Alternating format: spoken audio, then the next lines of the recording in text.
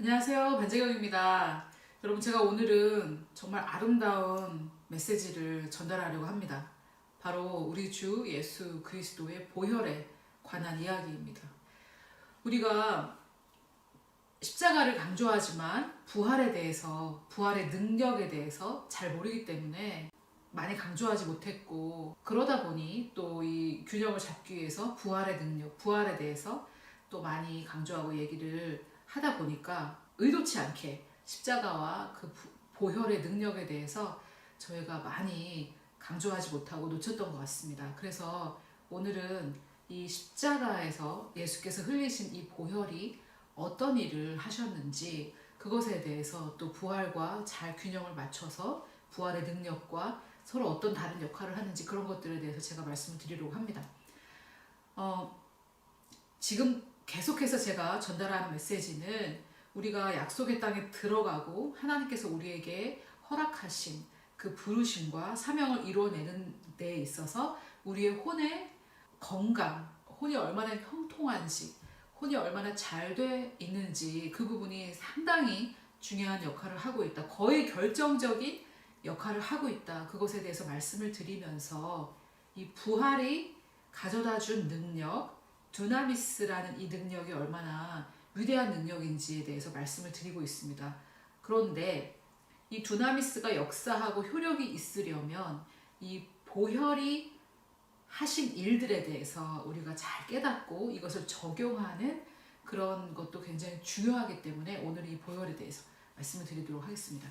그런데 여러분, 그 전에 제가 이 십자가와 부활에 대해서 좀 균형을 잡으면서 옛자아이었던 이 죄인이 어떻게 해결됐고 새자아인 이 의인이 어떻게 재탄생하게 되었는지, 이 부분을 좀 설명을 드리려고 하는데, 제가 이것을 우리가 잘 이해하기 위해서 비유를 하나 들 것인데, 이 비유가 여러분 완전하지 않고 조금 비유가 좀 경망스럽게 들리기도 하고 그런 부분이 있는데, 여러분 그 제가 전달하려는 논점을 들어주셨으면 좋겠습니다.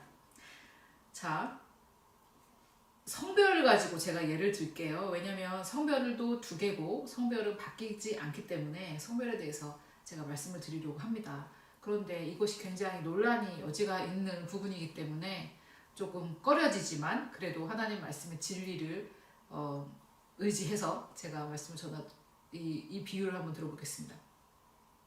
어떤 남자가 여자가 되기 원하는 남자가 있다고 생각을 해봅시다. 제가 여자이기 때문에 여자가 좋은 성별, 남자가 나쁜 성별이라는 전제 하에 한번 들어보세요. 전혀 그렇지 않습니다. 우리 남녀 둘 다 하나님의 형상대로 지으심 받았기 때문에 남녀 둘 다 하나님의 형상입니다. 그런데 얘를 위해서 이 남자가 여자가 되기를 원하는데, 여자가 되기 위해서 여자처럼 행동도 해보고 또 성형수술도 해보고 또 성전환 수술까지 했다고 해봅시다. 그렇다고 이 남자가 여자가 될 수 있을까요? 될 수가 없죠. 염색체 자체가 변하지 않기 때문에. 염색체는 변할 수가 없잖아요. 본성입니다. 그렇듯 죄인으로 태어난 첫째 아담의 후손들인 우리들은 본성 자체가 죄인이기 때문에 아무리 의인처럼 흉내내고 의인처럼 행동하고 의인인 듯 다 바꿔서 모든 행위를 의인처럼 하더라도 본성 자체가 죄인이기 때문에 죄인이 의인이 될 수가 없습니다. 그런데 의인이 되려고 노력하는 이 모든 것들, 이것을 바로 종교라고 합니다. 기독교는 종교가 아닙니다. 기독교가 종교가 아니다 이렇게 얘기했을 때 많은 사람들이 놀라고, 제가 전도를 할 때 제 친구들이나 친척들에게 종교가 필요 없다 이렇게 얘기하는 사람들에게 기독교는 종교가 아니다 그러면 이해를 못해요. 그 영적인 것은 영적으로만 이해할 수 있다는 말이 정말 맞습니다. 그런데 이 종교는 죄인이 의로운 행동을 하면 의인이 된다 이 얘기고요. 기독교는 이 죄인은 죽어야 하고 당신은 다시 태어나야 된다 이 얘기입니다. 이 다시 태어난다는 이 개념이 잘 이해가 안 되시면 정말 나는 죽어서 다음번에는 정말 미국에서 미국인으로 태어나고 싶다 뭐 이런 얘기들을 하잖아요. 일어나지는 않을 일이지만 그런 것과 같은 거죠. 여기서는 나의 이 죄성으로는 안 되니까 나는 죽어야 되고 새로운 본성을 가진 새 자아가 태어나야 되는 것이죠. 그것이 기독교의 기본 진리입니다. 이 십자가와 부활. 그런데 아까 그 예로 다시 돌아가서 이 남자가 여자가 되려면 방법은 단 한 가지입니다. 이 남자는 죽고 다음 생은 없습니다만 예를 들기 위해서 다음 생에 여자로 다시 태어나는 길밖에 없습니다. 아무리 성전환 수술을 하고 아무리 여자처럼 행동을 한다 해도 이 사람의 DNA가 남성 DNA이기 때문에 이 사람은 남성입니다. 그런데 이 남자가 아무리 여자처럼 행동해도 이 남자는 여자가 아니듯이 죄인이 아무리 의인처럼 행동해도 이 죄인은 의인이 될 수가 없습니다. 그래서 많은 분들이 그리스도인이 아닌 분들도 전도를 하면 그러면은 그렇게 착하게 산 사람도 예수님을 믿지 않으면 지옥에 간단 말이냐 이런 질문들을 하는데 일단 얼마나 착하게 살았는지 그 기준이 각양각색 다양하고요. 아무리 여자처럼 행동했어도 그 사람은 남자일 수밖에 없듯이 아무리 의롭게 행동을 했더라도 그 사람의 본성이 죄인이기 때문에 그 사람은 죄인입니다. 우리는 내가 했던 행위가 나를 죄인 되게 하고 나를 의인 되게 한다고 생각하는데 하나님의 시각은 그렇지가 않습니다. 천국과 지옥의 주인이신 이 온 우주 만물 만상의 주인이신 하나님의 시각은 그렇지가 않습니다. 본성이 죄인이면 죄인인 것이고 본성이 의인이면 의인인 것이죠. 자, 그래서 이 남자가 죽어서 여자로 태어났다고 칩시다. 절대 일어나지 않은 일이지만 그래서 여자로 태어났는데 이 사람이 여성이지만 가끔 남성적인 행동이 튀어나올 수도 있잖아요. 가끔 남성적인 행동이 튀어나왔다고 해도 우리는 저 사람은 남성처럼 행동하는 걸 보니까 남자인가 보다 이렇게 얘기하지 않죠. 어머 저 여자는 너무 남자 같다 이렇게 얘기는 할지 모르지만 그래서 이 사람이 여잔데 평생을 남자같이 행동을 했다 한들 이 사람의 DNA 역시 여성 DNA이고 아무도 그 사람을 남자로 생각해주지 않고 주민번호 뒷자리가 2로 시작합니다. 아무리 어떻게 할지라도 이 사람은 여성인 거죠.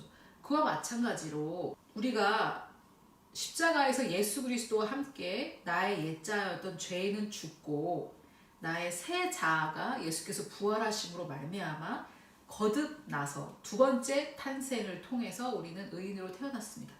그런데 나는 의인이지만 여자가 가끔씩 남자 같은 행동이 나오는 것처럼 의인이지만 가끔씩 죄를 질 수 있죠. 죄인이 가끔씩 의로운 행동을 하더라도 가끔이 아니라도 매일매일 의로운 행동을 할지라도 죄인이 의인 될 수 없었던 것처럼 우리가 의인으로 태어난 이상 본성이 의로운 본성으로 바뀐 이상 가끔 죄를 짓던 매일매일 죄를 짓던 이 사람은 죄인이 될 수는 없는 것입니다. 남자가 여자가 될 수 없고 여자가 남자가 될 수 없듯이 의인으로 태어난 사람은 죄인 될 수가 없는 것입니다. 그런데 그리스도인들 중에서는 믿지 않는 사람들 말고요. 그리스도인들 중에서는 죄인이 아무리 의로운 행동을 해도 의인되지 않는다라는 것은 쉽게 받아들여요. 나는 내가 한 번도 죄짓기 전에 아담의 원죄가 나한테 받아들여졌다. 이거는 쉽게 받아들여요. 그런데 죄인이 아무리 의로운 행동해도 의인 안 된다. 이거는 받아들이는 사람들이 의인이 아무리 죄를 져도 죄인 되는 것은 아니다. 이것은 받아들이기 힘들어합니다. 또 아담을 통해서 나는 아담의 원죄를 받아 죄인으로 태어났다. 이것은 쉽게 받아들이는 사람이 나는 예수 그리스도가 하신 일에 의해서 나는 의인 됐고 나는 의로운 본성으로 다시 태어났다. 이걸 받아들이기 힘들어해요.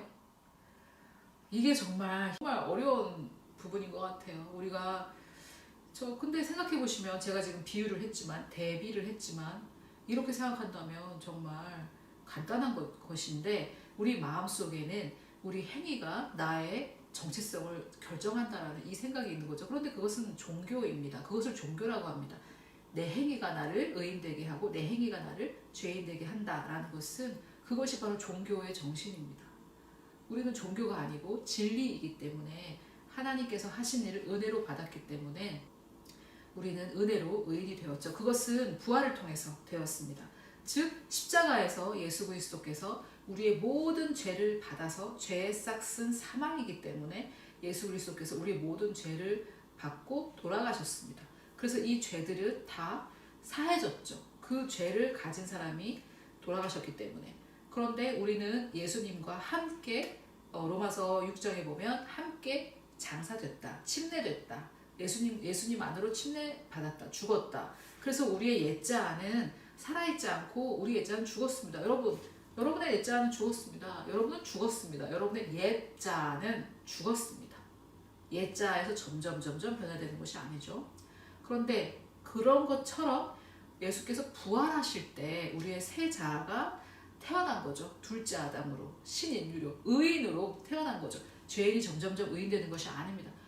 그런데 여러분, 우리가 십자가만 강조하다 보니까 예수 그리스도와 함께 침례를 받았습니다. 그럼 물속에 들어가는 거죠. 우리가 세례받는 그런 물 속으로 세례받는 거 생각해 보시면 이렇게 들어가는 것이 예수님과 함께 침례되는 건데 거기서 끝나면 우리가 물속에서 그러면 안 되잖아요. 다시 살아났습니다. 그리스도께서 부활하신 것처럼 우리도 그 죄인이 살아난 것이 아니라 완전히 신인류, 의인이 살아난 거죠. 다시 태어난 거죠. 살아난 게 아니라 옛자는 죽었고 우리는 새 자아가 살아났습니다. 그래서 여러분, 물론 여자가 여성스럽게 행동하는 것이 당연하듯이 그게 자연스럽듯이 의인이 의로운 자로 행동하는 것이 자연스럽습니다. 그런데 나는 용서받은 죄인이 하니까 죄를 짓는 거거든요.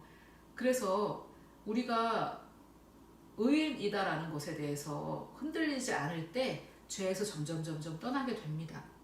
그래서 지금은 가끔 죄를 짓고 또는 자주 죄를 짓더라도 나의 본성에는 변화가 없다는 거죠. 여러분, 죄를 지을 때 우리 몸과 혼에 사단에게 문을 열어주는 꼴이 되기 때문에 죄를 짓지 마십시오. 죄를 짓지 않는 것이 좋습니다. 하지만 내가 하는 행동, 죄를 짓는 행동이 나의 본성을 바꾸지 않는다는 거죠. 여러분, 제가 갑자기 목소리가 이런다고 제가 남자처럼 몇 번 행동했다고 제가 남자가 되는 게 아니잖아요. 또 제가 정신이 돌아서 성전환 수술을 한다고 해도 저는 남자가 되지 않잖아요. 저의 염색체는 여성 염색체잖아요. 그래서 저의 본성이 여성이기 때문에 그것에 집중할 때, 나는 여자고 나의 본성에 집중할 때 내가 점점 여성스러운 행동을 하듯이 나는 의인이 되었고 의인으로 다시 태어났고, 죄인에서 의인된 게 아니라 의인으로 다시 태어났고, 나는 옛자는 죽고 사라졌고, 그런 사람은 없습니다. 그런 사람은 없고 나는 새로운 의인이 태어났으며, 그런데 여러분, 제가 생각나는 게 있어서 말씀드리려고 하는데, 예수께서 나를 대신해서 돌아가신 것도 아니고요, 예수께서 나를 위해서 돌아가신 것도 아니고요, 예수님은 나로서 돌아가셨습니다. 여러분, 제가 죄를 지었는데 반재경이라는 사람이 죄를 지어서 경찰들이 저를 쫓아다녀요. 그런데 반재경이라는 사람이 죽었다면 걱정할 필요가 있습니까? 없죠. 걱정할 필요가 없지 않겠습니까? 그래서 반재경인 사람은 죽었고 저는 반재경이 아니라 김부활로 다시 태어났어요. 그래서 그 경찰들이 쫓아와서 김부활에게 또 반재경 아니야? 이렇게 얘기했을 때 아니요, 저는 반재경이 아닌데요, 저는 김부활인데요, 이렇게 말하면 잡아갈 수 없듯이 우리의 옛자는 예수께서 우리가 되셔서, 죄가 되셔서 우리를 대신해서라기보다는 우리로서 십자가에서 돌아가셨기 때문에 우리의 옛자는 사라졌습니다. 끝나버렸죠. 그리고 예수께서 신인류, 새로운 인류, 둘째 아담으로 완전히 아담과 다른 인류를 시작하셨습니다. 그래서 우리는 예수 그리스도를 따라서 그 첫 열매 되신 그분을 따라서 계속 그 다음 열매로 부활한 예수 그리스도 다음으로 우리는 의인으로 다시 태어난 것이 된 것입니다. 그래서 옛자가 죽었다, 십자가에서 우리 죄가 사해졌다, 여기까지만 알면 우리가 이제 새 자아로서, 그리스도인으로서 가진 새 본성과 새 능력을 알지 못하면 그리스도인으로서 살 수가 없기 때문에 부활을 아는 것은 굉장히 중요합니다. 그래서 제가 계속해서 부활과 거듭날 때 받은 부활 능력, 두나미스에 대해서 말씀을 드리겠지만, 오늘은 이 십자가에서 해결된 일과 지금도 우리에게 적용해야 될 일들에 대해서 말씀드리겠습니다. 왜냐하면 여러분, 이 세자 의인의 새롭게 된 부분은 영혼 몸 중에 영뿐이고요. 영은 완전하게 그 순간 즉각적으로 변화되는데, 우리 혼에는 어느 정도 영향을 미칩니다. 우리의 거듭남의 그 경험이 혼에 전혀 영향을 미치지 않는 것은 아니고 어느 정도 미치지만 많은 부분 그대로 남아있기 때문에 완전하게 의인된 부분은 우리의 영입니다. 그래서 아직도 우리는 혼을 다루어야 되는 그 작업이 남았기 때문에 이 십자가의 보혈이 우리의 옛자가 죽는 그 사건에서 완전히 그 보혈의 능력과 역할이 끝난 것이 아니거든요. 그래서 오늘은 이 부분에 대해서 좀 말씀을 드리겠습니다. 여러분에게 많은 도움이 되실 것입니다. 이 부분을 잘 들으셔서 매일의 삶에 적용하시면 좋겠습니다. 자, 십자가에서 해결된 일이 무엇인가? 십자가에서는 우리 주님의 보혈이 우리의 죄를 사해 주셨다라는 것을 여러분들께서 많이 아실 것입니다. 용서 정도가 아니라 사했다라는 것은 완전히 제거가 됐다라는 말입니다. 죄가 제거가 되었습니다.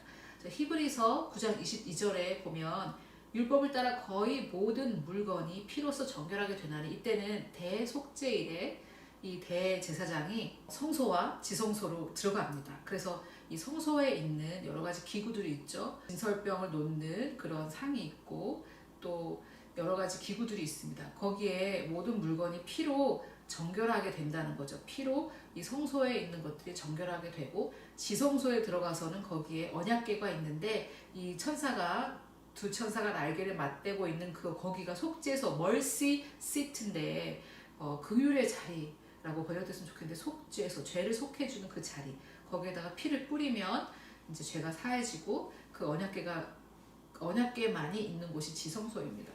그래서 그것이 대속죄일날 일어나는 일인데, 히브리서 9장 22절에 그 얘기를 하면서 피 흘림이 없은즉 사함이 없다라고 하는 말씀이 나오면서, 이 피 흘림, 피가 하는 일은 죄를 사하는 일이라는 것을 우리가 알 수 있습니다. 또 에베소서 1장 7절에 보면 우리는 그리스도 안에서 그의 은혜의 풍성함을 따라 그의 피로 말미암아 속량 곧 죄 사함을 받았느니라. 속량, 속죄, 전에는 속죄라고 구속이라고 개역 한글에서는 구속이라고 얘기했었는데 이 부분이 좀 바뀌었죠. 그래서 우리가 죄 사함을 받는 것은 그리스도의 피로 말미암는다라는 그 구절을 제가 이제 2개를 보여드렸는데, 또 여러 개가 있지만 제가 신약에서 2개를 골라봤습니다. 그래서 주의 보혈이 하는 것은 우리 죄를 사하는 것이죠. 우리 죄를 사하는 일을 합니다. 이런 것들에 대해서 좀 구체적으로 여러분이 아시면 좋겠습니다. 가족끼리 퀴즈를 하는 것도 좋겠죠. 주의 보혈의 역할은 죄사함, 이렇게 여러분이 좀 이거는 지식적으로도 꼭 알고 계셔야 되는 것입니다. 자, 그런데 죄는, 그러면 죄를 이렇게 사했다, 죄를 제거했다라는 것은 참 좋은데, 그러면 죄가 나에게 있을 때에는 무슨 일을 하였나? 이게 참 이 부분을 우리가 놓쳤던 것 같아요. 여러분, 이게 좀 잘 들으시면, 여기부터 잘 들으시면 여러분의 삶에 아주 급진적인 변화가 일어날 수도 있습니다. 이것을 저희 그 교회 공동체에서 좀 실행하고 있는데, 저 자신의 삶에도 적용하고 우리 교회 공동체에서도 좀 실행하고 있는데, 우리의 내면에 우리의 어떤 양심과 마음의 상처, 또 우리 내면의 어떤 복잡하고 내면에서 전쟁들, 이런 게 많이 있잖아요. 이런 것들이 많이 해결되고, 저에게도 참 많이 해결되고 있습니다. 저는 제 개인적으로 말씀드리면 아침에 딱 눈을 뜨면 참 많은 생각들이 머릿속에 복잡하고, 또 저만 그런지 모르겠어요. 여러분들도 혹시 그러시지 않으신지 모르겠는데, 여러 가지 걱정과 어제 있었던 일, 여러 머릿속에 복잡했던 그런 아침을 항상 맞았는데, 제가 이 보혈과 두나미스 능력에 대해서 좀 공부하면서 이제는 어떻게 하냐면, 아침에 일어날 때 제가 입을 열어서 첫 마디를 하기 전에, 첫 생각을 하기 전에 제가 예수 그리스도의 보혈과 부활의 능력 두나미스를 선포한다. 이렇게 딱 얘기를 해요. 아침에 일어나자마자 딱 의식이 깨면 사실 어려워요. 의식이 지금 자고 일어나서 그냥 흘러가게 냅두는 게 편하기 때문에 그래서 제가 딱 일어나서 의식이 딱 들면 예수 그리스도의 보혈과 부활의 능력 이거 먼저 선포합니다. 그리고 그것을 계속 삶에서 강조하고 제가 선포하다 보니까 아침에 일어나면 보혈 찬송이 머릿속을 맴돌아요. 전에는 이건 어떻게 하지? 이거는 이렇게 그 사람은 왜 그런 얘기를 했대? 나의 부르심은 이룰 수 있는 것인가? 이렇게 막 아침에 일어나면 정말 머릿속이 복잡하고 그것을 다시 평안으로 되돌리는데 오래 걸렸거든요. 근데 요즘은 부활의 능력, 예수 그리스도의 보혈과 부활의 능력 이렇게 하고 보혈 찬송을 계속 부르다 보니까 자동적으로 일어나면 예수님의 보혈의 찬송이 머릿속에서 돌아가는 거예요. 그래서 여러분 이것은 반드시 역사합니다. 여러분의 삶에도 적용하시길 바랍니다. 이 보혈과 부활 능력에 대해서 좀 깊이 있게 공부하시고 아시게 된 다음에 삶에 적용하시면 마음의 평안이 반드시 오실 것입니다. 아멘? 자, 그러면 죄는 어떤 일을 하였는가 이거를 이제 우리가 몰랐던 건데 여러분 이런 겁니다. 만약에 내 집에 쥐들이 100마리가 들어왔다고 칩시다. 그래서 막 들어와가지고 난장판을 만들었어요. 그런데 쥐를 잡는 어떤 빨아들이는 무슨 그런 기계가 발명돼서 누가 쥐를 다 잡아갔습니다. 자, 그래서 쥐는 사라졌습니다. 그러면 이 집은 어떻게 돼? 멀쩡한가요? 아니죠. 이 쥐들이 저질러 놨던 일들이 남아있잖아요. 그럼 그렇듯이 저는 지금 성경으로 다 증명해 드릴 건데 그렇듯이 이 죄는 주님의 보혈이 깨끗하게 사해 주셨지만 이 죄가 그동안 우리의 어떤 영혼몸 중에 어떤 영역에 저질러 놨던 일이 남아있을 가능성이 있다. 100% 그렇다는 것은 아닙니다. 어떤 경우에는 남아있을 가능성이 있습니다. 주님께서 보혈로 사해 주셨을 때에 그것이 깨끗하게 사해진 부분도 있겠지만 저는 지금 주님의 보혈이 능력이 없다고 말씀드리는 것이 아닙니다. 여러분 기다리시고 조금 잘 들어보시면 제가 다 설명을 드리도록 하겠습니다. 자, 죄는 그러면 우리 안에서 어떤 일을 행했는가 그것을 알아야 그 죄가 저질러 오는 결과를 우리가 알고 그것을 또 해결할 수가 있겠죠. 자, 첫째 우리가 잘 알듯이 죄의 싹은 사망입니다. 그죠? 죄의 싹은 사망이고 하나님께서 아담에게 그것을 먹는 날에는 반드시 죽는다고 했는데 그들의 육신이 죽지 않았죠. 그렇지만 우리가 생각하는 죽음은 육신이 죽는 거지만 하나님이 생각하시는 죽음은 하나님과의 분리, 즉 영적 죽음을 말합니다. 그래서 그 영적 죽음의 결과들이 있죠. 영적 죽음의 결과들이 뭡니까? 바로 왔던 거, 아담에게 바로 왔던 것은 두려움, 수치. 그래서 하나님으로부터 숨고 또 자기를 가리는 수치, 벗었음을 알고 가렸죠. 그리고 결과적으로 육신적으로도 아담이 930살까지 살았지만 하나님께서 죽으라고 만들지 않으셨는데 결과적으로 육신도 죽었죠. 그래서 이런 것들이 다 사망의 일부분이죠. 수치, 두려움 이런 것들. 그런데 우리가 죄를 사함받았지만 십자가에서 죄를 사함받았지만 아직도 우리가 수치와 두려움 같은 것이 남아있는 이유가 있습니다. 그것이 바로 죄가 했던 일인데 그래서 첫 번째 죄가 하는 일은 사망을 가져옵니다. 그런데 두 번째 제가 금방 다 말씀드렸는데 사망의 어떤 또 다른 모습 사망의 어떤 결과 열매가 바로 두려움과 수치 이런 것들이라고 말씀드렸는데 그것이 왜 그러냐면 이 죄가 하는 일이 바로 사망을 가져오고 그 결과 혼을 상하게 합니다. 우리의 혼을 상하게 합니다. 이 무슨 뚱딴지 같은 소린가 이렇게 생각하실지 모르겠지만 자 말씀으로 제가 증거를 해드리겠습니다. 시편 41편 4절인데 제가 개역 개정에는 조금 다르게 번역이 되어 있어서 킹제임스 흥정형으로 준비를 했는데 여러분 지금 킹제임스 흥정형이랑 개역 개정이랑 다른 점에 대해서 여러분들이 좀 혼란스러울 텐데 영어 성경 킹제임스 버전은 지금까지 인류가 발견한 성경 사본 두 가지 중에 가장 오래된 사본을 번역한 것이 킹제임스고요. 뉴 킹제임스를 포함하여 나머지 모든 버전은 그 두 가지 중에 그 이후에 발견된 사본을 번역한 것입니다. 그래서 뉴킹 제임스도 킹 제임스랑 같은 사본이 아니죠. 그 참 이상한데 뉴킹 제임스는 킹 제임스랑 같은 사본을 번역한 것이 아닙니다. 그래서 저는 지금 이 둘 중에 뭐가 맞았다라고 말씀드리는 것은 아니고 이 전에 것을 번역한 것이 킹 제임스다 이 말씀입니다. 그리고 영어 킹 제임스 성경을 번역한 게 한글 킹 제임스와 킹 제임스 흠정역인데 저는 킹 제임스 흠정역을 준비했고요.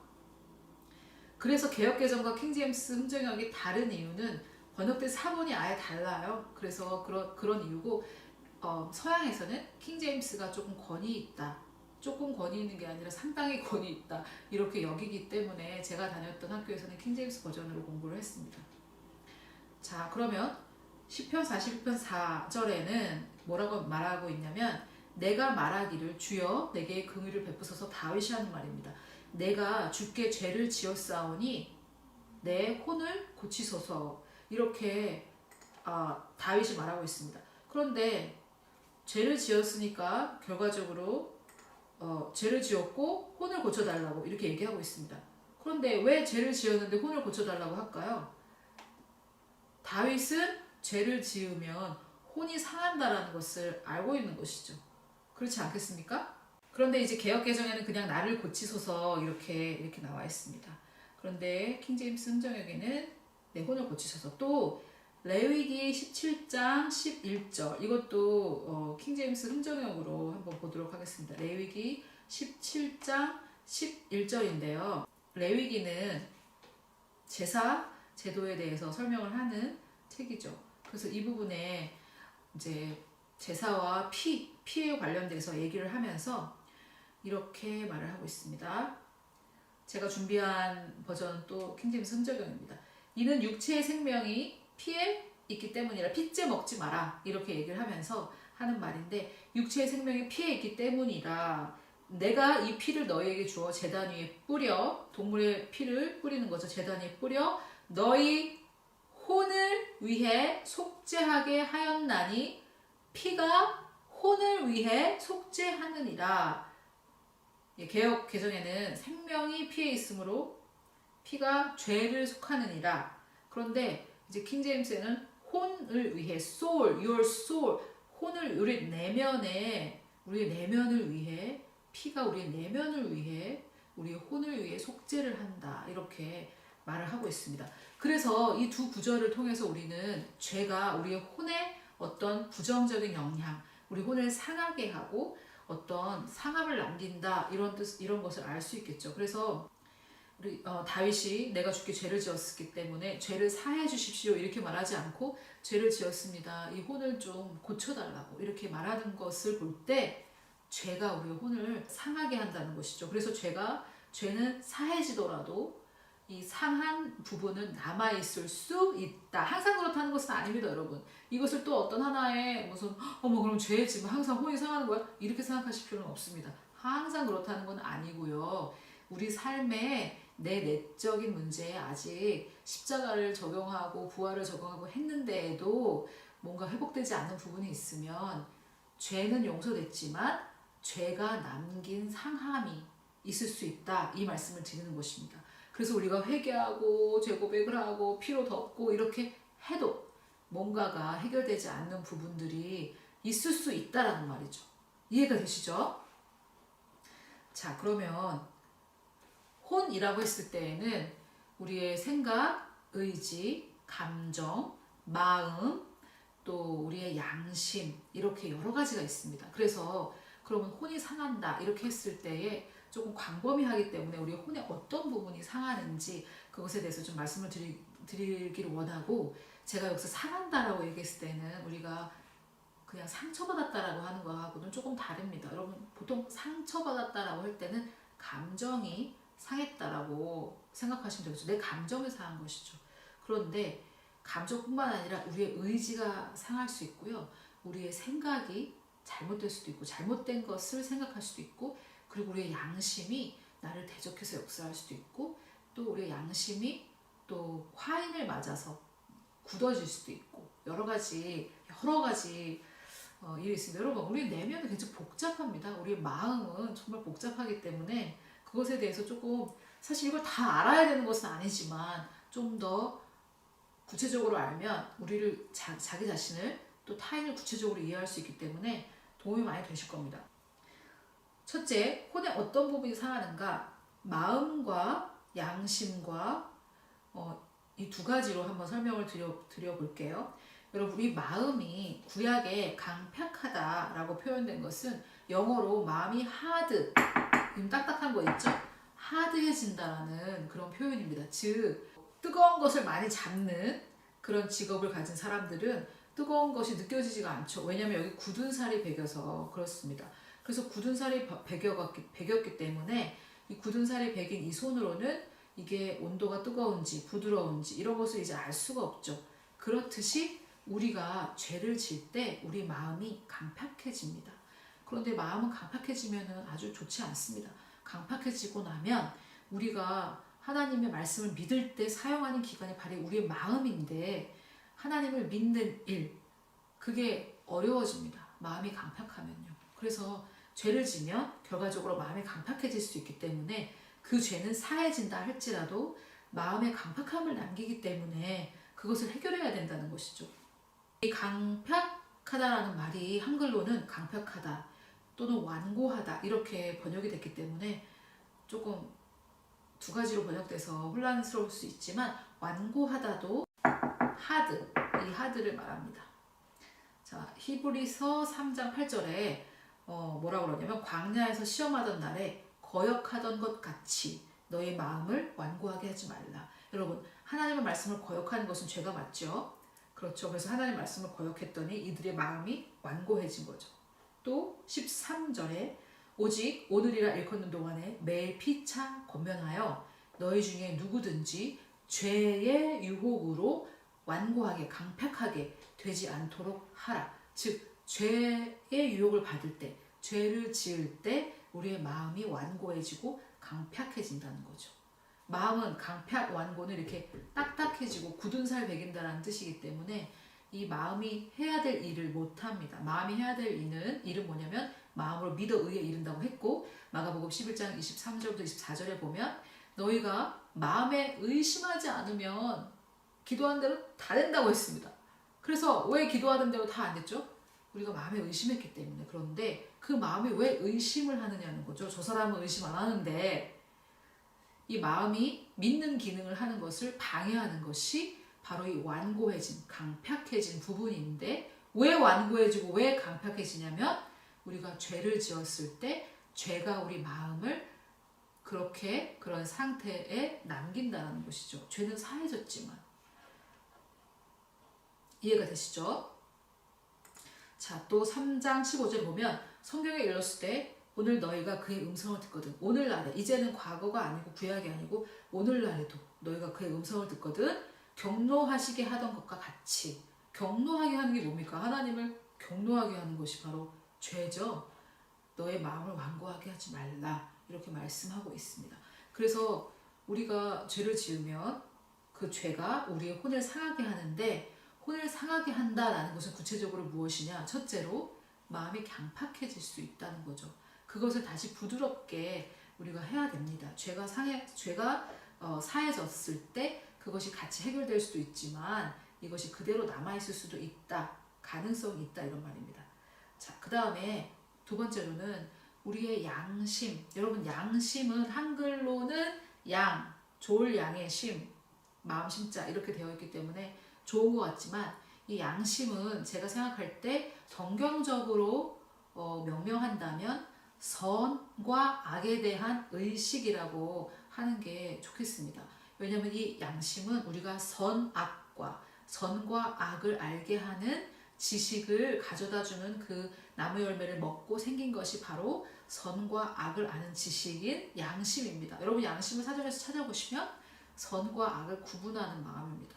그래서 인류가 죄로 타락했을 때 이 양심에 대한 이야기인데 제가 지금 공부하고 준비하고 있으니까 좀 더 자세하게 나중에 설명을 드리겠지만 인류가 타락해서 완전히 죄악으로 빠지게 될 것을 주님이 아셨기 때문에 죄를 질 때 그 대상이 바로 첫 번째 죄를 지을 때 첫 번째 대상, 죄가 이 땅에 들어올 때 들어오자마자 함께 양심이 들어올 수 있도록 주님께서 시스템을 만들어 놓으신 거죠. 하나님이 선하시기 때문에 그렇게 하신 겁니다. 그래서 선악과를 따먹자마자 죄가 들어왔는데 동시에 양심이 들어와서 죄의 책감을 느끼게 하는 거죠. 그래서 죄를 덜 지을 수 있는 환경을 하나님께서 만들어 주신 겁니다. 양심은 하나님의 계획이 아니었고 양심은 필요악이라고 볼 수 있고요. 아담이 죄짓기 전의 상태에는 양심이라는 것은 있지 않았습니다. 그들은 양심으로 기능하지 않았고 믿음으로 기능했습니다.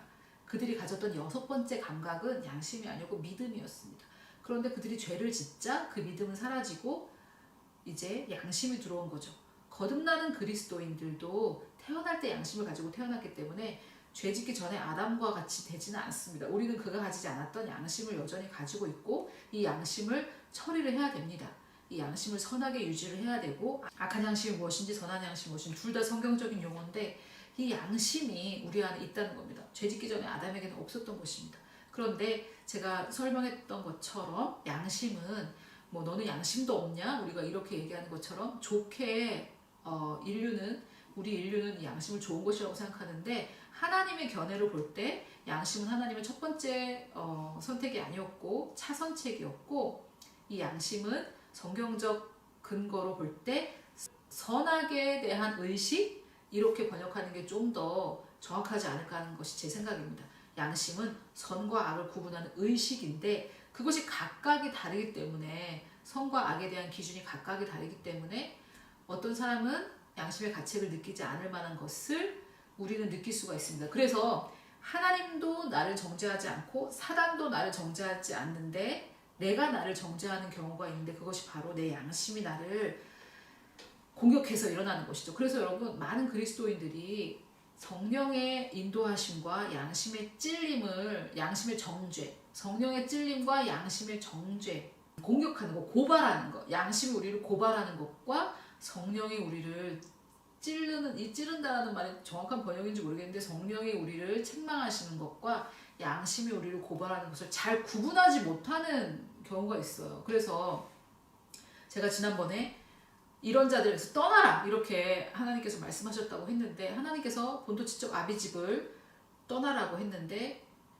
그것이 성령의 음성인데 어떻게 떠나 조카를 두고 어떻게 떠나 야 정말 양심도 없다 사랑이 없어 이러면서 하면 양심에 찌르는 거지 성령에게 인도받으시는 게 아닙니다. 하나님께서는 그런 사람들을 내쫓고 떠나라 이렇게 말씀하셨는데 그래도 그 사람들 사랑해줘야지 그 사람들은 누가 받아줘 이런 것도 전부 다 양심의 찔림이지 성령의 찔림이 아닙니다. 말씀과 반대되잖아요.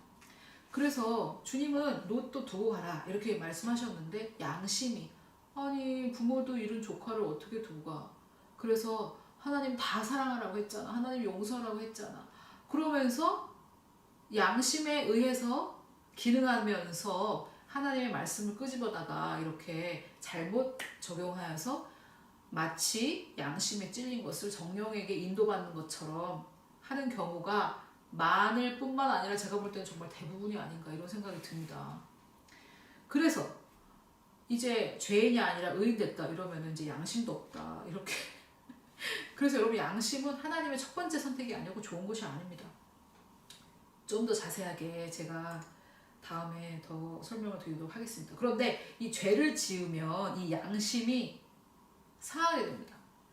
죄를 지으면 좋지 않아요. 왜냐하면 죄를 지을 때 양심이 상하고 양심이 우리를 괴롭게 하거든요. 자 고린도전서 8장 12절에는 제사에 드려진 그 제물을 먹는 일에 대해서 얘기하는데 바울이 뭐라 그러냐면 그 우상이 아무것도 아니기 때문에 우상에게 드려진 그 음식은 아무것도 아니라는 거죠. 우상이라는 거는 신은 하나님 외에 아무도 신이 존재하지 않기 때문에 다른 신에게 드려진 그 음식 먹는 건 그거는 문제가 없다 이런 거죠. 그런데 이 양심이 약한 형제들은 그걸 어떻게 먹어 그거 먹으면 안 되지 이렇게 하니까 그렇게 하기 때문에 그들 앞에서는 먹지 마라. 그게 위선을 떨라 이 말은 아닙니다. 여러분 좀 쉽게 제가 설명을 해드릴게요. 제가 미국에 갔더니 이제 막 찬양을 하는데 이 여성 사역자들의 손톱이 새빨간 시뻘건 매니큐를 바르고 손톱이 길어요. 그러고서 막 찬양하는데 제가 너무 마음이 어렵더라고요. 이게 뭐야 지금 이 정말 사모님들이 손톱이 진짜 길고 빨갛고 이거 뭐야 정말. 그리고 우리나라의 네일아트가 이렇게 성행하기 전이었어요. 그런데 거기서 가만히 보니까 그 나라는 손톱을 잘 관리하는 게 예의에 가깝더라고요. 그래서 이렇게 손톱을 정리하지 않고 아무것도 바르지 않고 이렇게 저처럼 아무것도 바르지 않고 다니는 게 조금 약간 자기 관리가 안 되는 것 같은 그런 느낌?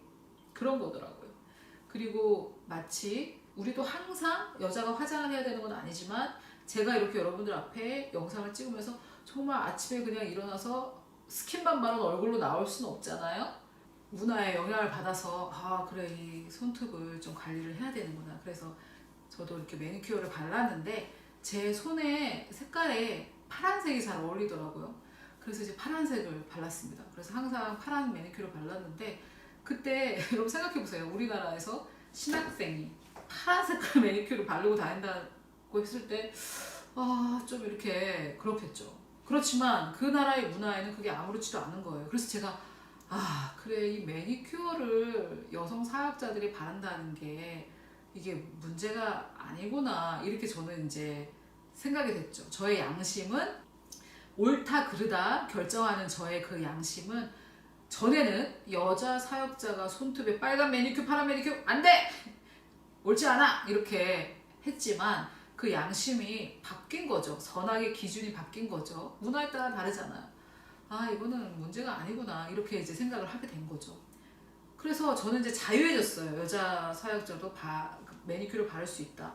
그런데 제가 한국에 와서 지금 여러분들께 설교하면서 지금 파란색 매니큐어를 바르고 막 이렇게 한다면 여러분들 중에 어떤 분들은 저거 조금 이상한데 이렇게 생각하시면서 좀 꺼리낌이 생기실 수 있잖아요. 그리고 제가 기회가 돼서 잘 됐네요. 말씀을 좀 드리면 제가 미국에서 돌아와서 초창기 저의 그 영상들을 보면 귀걸이가 굉장히 길고 화려한 것을 하는 것이 있어요. 그래서 제가 지금 보면 어머 너무 화들짝 내가 왜 그랬을까 막 이런 생각이 드는데 그 당시는 또 그 미국의 문화가 귀걸이를 좀 긴 거를 이렇게 치렁치렁 하는 것이 조금 그 사실 좀 지역에 따라 조금 다른데 이 텍사스 영향을 많이 받은 콜로라도는 제가 있었던 콜로라도는 귀걸이를 여자가 좀 큰 거를 주렁주렁 하는 것이 조금 예의에 가까워요. 좀 어떤 치장을 하고 좀 예의를 갖췄다라는 그런 느낌이에요.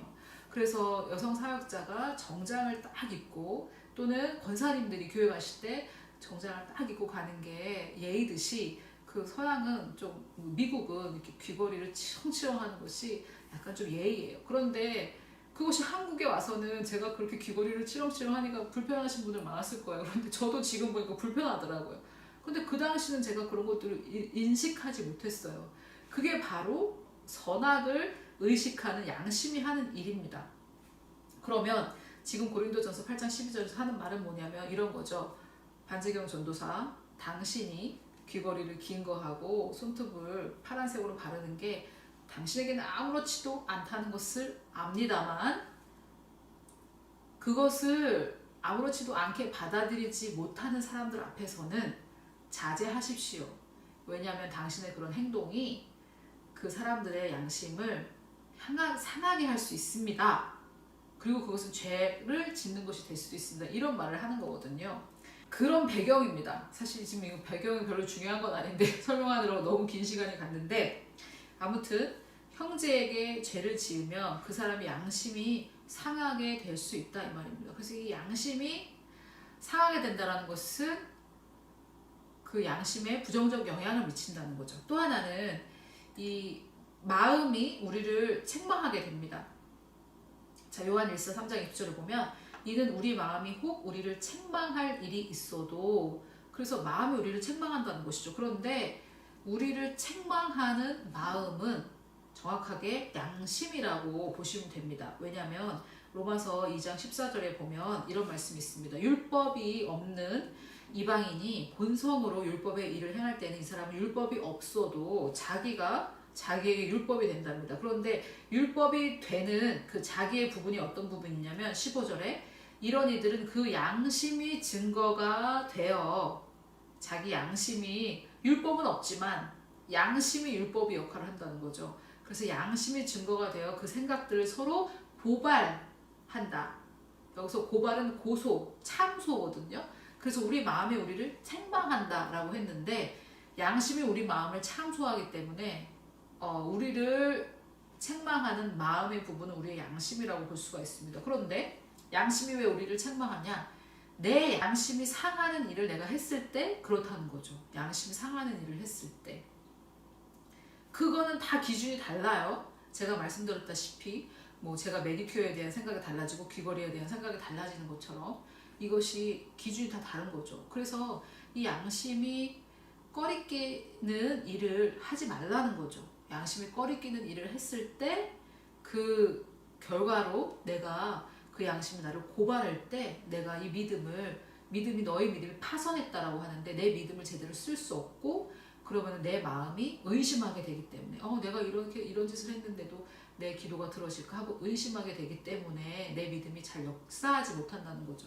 그래서 이렇게 우리가 죄를 질 때 우리 혼이 상하게 되는데 마음이 강팍해지거나 또는 우리 양심이 상하게 되거나 우리 마음이 우리를 책망한다. 마음이 책망한다 할 때는 우리 양심이 우리를 책망한다라고 보시면 됩니다. 그래서 이 양심이라는 것이 굉장히 우리가 생각했던 것보다 우리를 대적해서 역사합니다. 그리스도인의 경우에는 특히 그렇고요. 자, 그러면 죄로 상한 이 혼을 우리는 그럼 어떻게 해야 되느냐? 자, 금방 제가 말씀드렸던 요한일서 3장 20절을 보니까 이는 우리 마음이 혹 우리를 책망할 일이 있어도 하나님은 우리 마음보다 크시고 모든 것을 아시기 때문이라. 사랑하는 자들아, 만일 우리 마음이 우리를 책망할 것이 없으면 하나님 앞에서 담대함을 얻고 무엇이든지 구하는 바를 그래서 받나니, 이렇게 해서 계속해서 말씀하고 있는데, 그래서 이 양심이 우리 마음이 우리를 책망할 게 없는 상태, 이런 상태가 돼야 되겠죠. 그러면은 이 마음이 우리를 책망하지 않는 그 상태는 어떻게 우리가 얻게 되느냐 이 말이죠. 그런데 이 양심이 우리 마음을 책망할 게 없는 상태가 되는 것도 은혜로 되는 거죠. 은혜로 주님께서 이루신 것을 깨달음으로 되는 거고, 마가복음 10장 23절에서 24절에도 보면 너희가 말하고 의심하지 않으면, 마음에 의심하지 않으면 된다고 했거든요. 그런데 마음에 의심하는 이유는 바로 지금 그 마가복음 11장 23절 24절은 요한일서 3장 말씀과 상당히 비슷합니다. 왜냐하면 3장 22절에도 무엇이든지 구하는 바를 그에서 받는다라고 했거든요. 그래서 이 산더를 들려서 옮겨지라고 말하고 그 말하는 것이 될 줄 믿고 마음에 의심하지 않으면, 즉 우리 마음이 우리를 책망할 것이 없으면. 그래서 요한일서 3장과 마가복음 11장 말씀은 동일한 말씀인데요. 그러면 어떻게 마음이 우리를 책망할 것이 없을 수 있을까? 어떻게 우리 마음을 의심하지 않을 수 있을까? 이것이 열쇠가 되겠죠. 그렇지 않습니까? 여러분, 그러면 어떻게 우리 마음이 우리를 책망하지 않고 우리 마음에 의심하지 않는 단계에 이를 수 있는지 알고 싶으십니까? 자, 히브리서 9장 14절에 보니까 이런 말씀이 있습니다. 하물며 영원하신 성령으로 말미암아 흠없는 자기를 하나님께 드린 그리스도의 피가 어찌 너희 양심을 죽은 행실에서 깨끗하게 하고 살아계신 하나님을 섬기게 하지 못하겠느냐. 이 말씀은 지금 굉장히 놀라운 말씀인데, 양심이 죽은 행실에서 깨끗해지지 않으면 하나님을 섬기지도 못한다는 말씀이죠. 그리고 히브리서 10장 22절에 보면 우리가 마음의 뿌림을 받아 악한 양심으로부터 벗어나고 몸은 맑은 물로 씻음을 받았으니 참 마음과 온전한 믿음으로 하나님께 나아가자. 이것을 좀 설명하려면 여러분 제 선막을 설명하지 않을 수가 없는데요. 그 장막에 들어가면 물두멍이 있습니다. 거기에서 이제 물이 있으니까 손을 씻죠. 손을 씻고, 그리고 성소에 들어가면 진선병을 놓는 여러 가지 기구들이 있습니다. 그것과 비유해서 지금 히브리서 9장 14절이 얘기하고 있는데, 히브리서 9장을 앞부분을 조금 읽어보면요.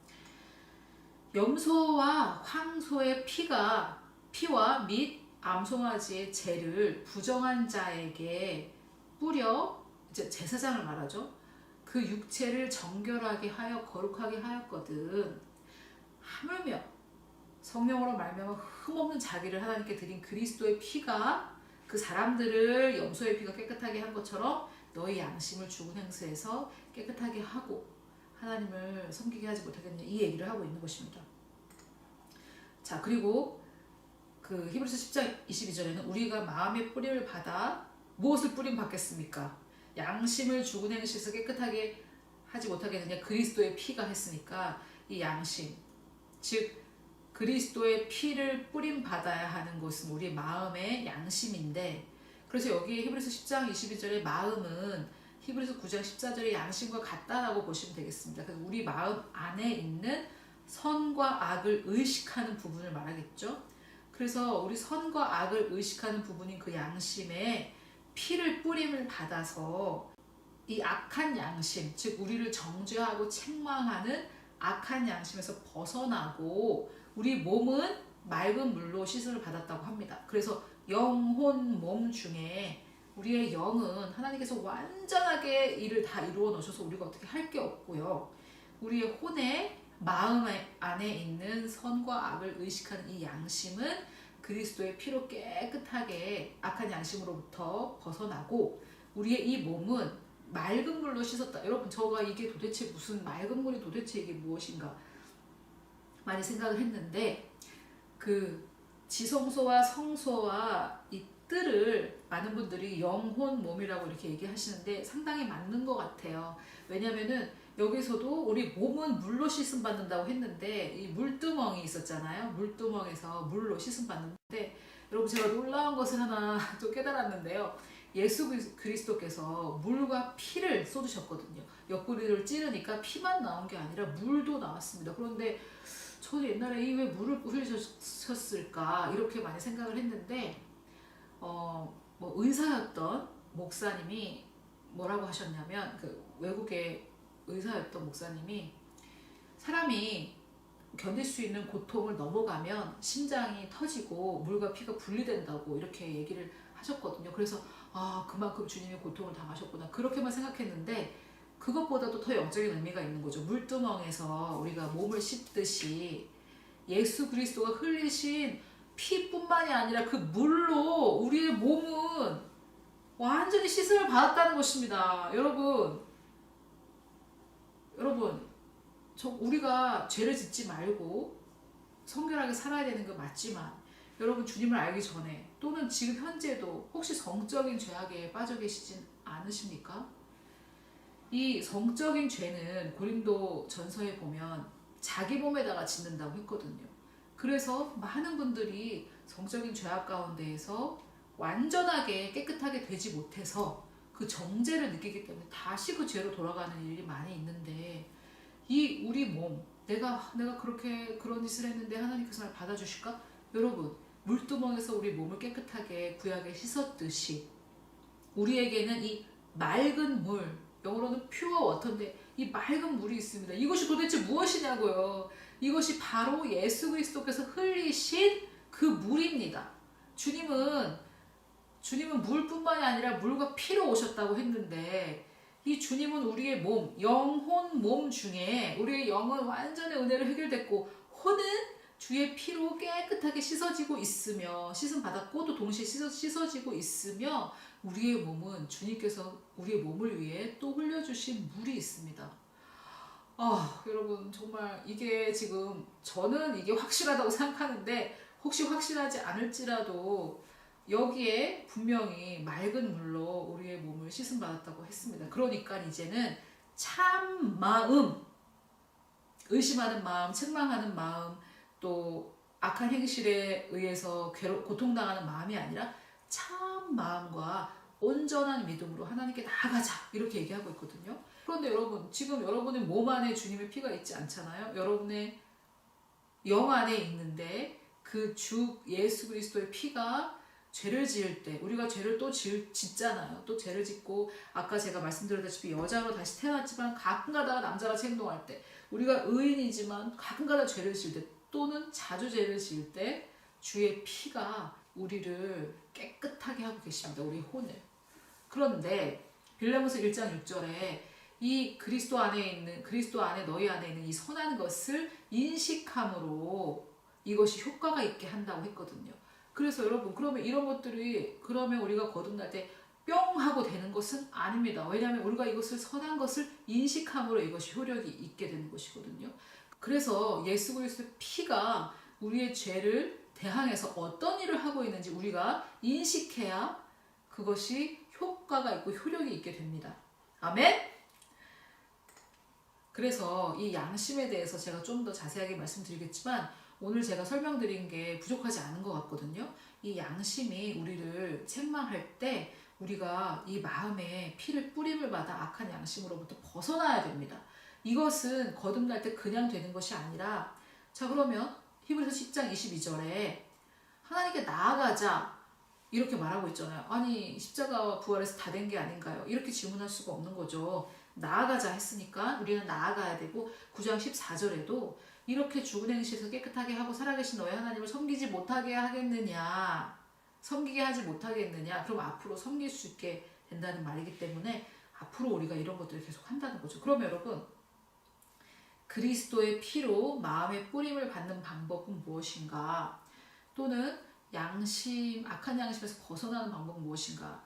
여러분, 첫째로 악한 양심에서 벗어난다는 것은 그리스도의 피로 마음의 뿌림을 받는다는 것입니다. 그래서 그리스도의 피로 마음의 뿌림을 받는 것, 우리의 양심을 악한 양심으로부터 벗어나게 하는 것은 히브리서 9장과 10장과 같은 것을 계속 읽고, 또는 제가 지금 말씀드린 이 설교를 계속해서 듣고, 또 요한일서 1장 7절에 지금도 주의 보혈이 나를 죄에서 깨끗하게 하고 있구나, 가서 죄를 계속 쳐야지, 이렇게 안 돼요. 여러분, 이렇게 되지 않아요. 주의 그리스도의 피가 아직도 내 죄를 깨끗하게 하시고 영원히 깨끗하게 하실 것이구나 하면 점점 더 성결한 삶을 살기를 원해요. 여자인 걸 알면, 아 나는 여자였구나, 이걸 알면 여성스럽게 되듯이 절대 이것이 우리를 죄짓게 하지 않습니다.